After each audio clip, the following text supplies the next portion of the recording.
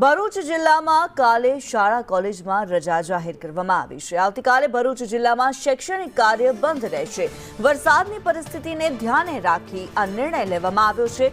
નર્મદા ડેમમાંથી પાણી છોડાતા નર્મદા નદીમાં પાણીની આવક થઈ છે અને આ જ કારણથી શાળા કોલેજો બંધ રાખવાનો નિર્ણય કરવામાં આવ્યો છે। શૈક્ષણિક કાર્ય બંધ રાખવામાં આવશે। વરસાદની પરિસ્થિતિ છે, નર્મદા નદીની અંદર પાણી છોડવામાં આવ્યું છે, ત્યારે શૈક્ષણિક કાર્ય બંધ રાખવાનો નિર્ણય કરવામાં આવ્યો છે।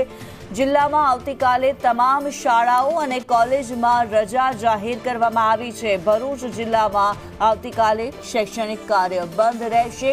ભારે વરસાદની આગાહી કરવામાં આવી છે। ભારે વરસાદ વરસી પણ રહ્યો છે અને અવિરત વરસી રહેલા વરસાદને કારણે નર્મદા નદીની જે જળ સપાટી છે તેમાં વધારો થયો છે। વરસાદી પરિસ્થિતિને લઈને આ નિર્ણય લેવામાં આવ્યો છે।